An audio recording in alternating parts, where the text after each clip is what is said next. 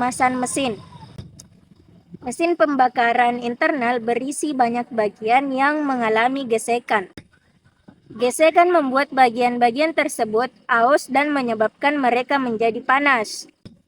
Untuk mengurangi gesekan yang menghilangkan panas, mobil menggunakan sistem pelumasan. Sistem ini memberikan pelumas ke semua bagian yang mengalami gesekan.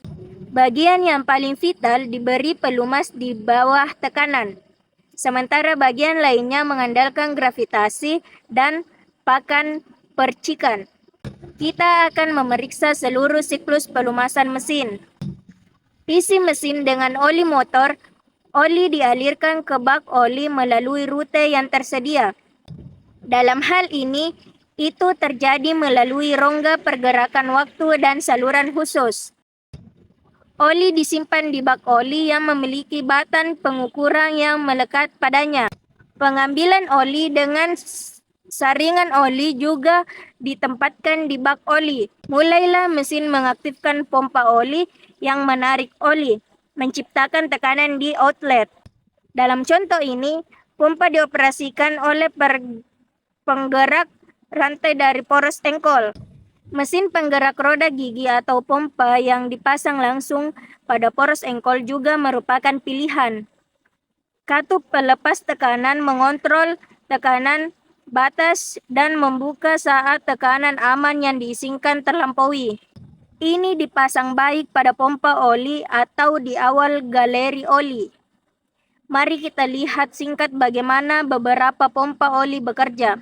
Anda dapat melihat beberapa pompa roda gigi yang bertindak sebagai pompa oli. Mereka dapat menampilkan mesin roda gigi eksternal atau internal.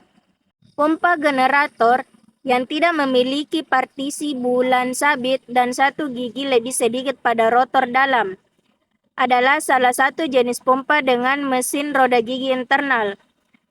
Varietas lainnya adalah pompa debit variabel. Oli bertekanan pergi dari pompa ke galeri oli blok silinder. Setelah dibersihkan dari debu logam halus dan kotoran oli lainnya dengan melewati filter oli. Jika filter menjadi terlalu tersumbat, oli akan melewati katup bypass tanpa dibersihkan. Jadi, ganti filter setiap kali Anda mengganti oli Anda. Outlet filter menampilkan sensor tekanan oli, tetapi kita akan membicarakannya nanti.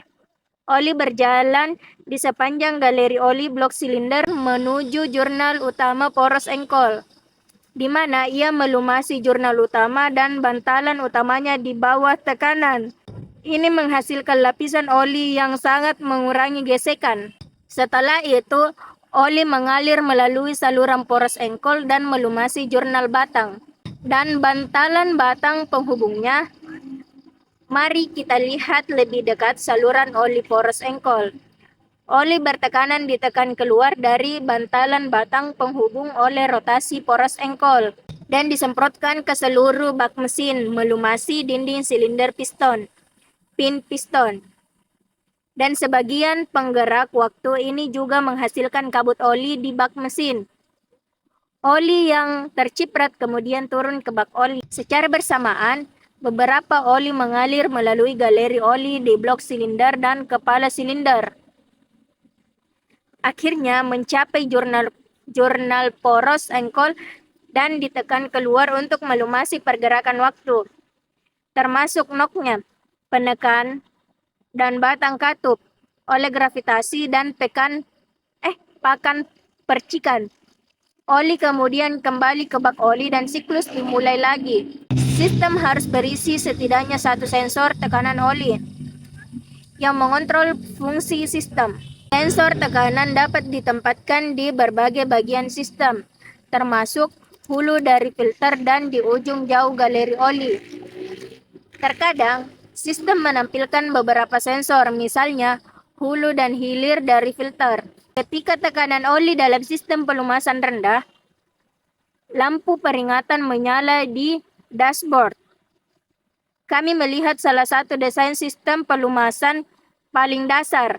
Sistem yang lebih kompleks mungkin mencakup sensor suhu oli, sensor level oli, dan radiator yang diinginkan oleh udara atau air. Radiator pendingin juga dapat menampilkan berbagai skema coupling. Ada juga pendekatan untuk meningkatkan pelumasan dan pendinginan silinder, piston, dan pin piston. Seperti saluran oli tambahan di batang penghubung, lubang oli di bagian bawah batang penghubung, serta nozzle jet oli di blok silinder. Pelumasan juga diperlukan untuk beberapa sistem opsional, seperti turbocharger. Beberapa fungsi kontrol dapat dilakukan melalui sistem pelumasan.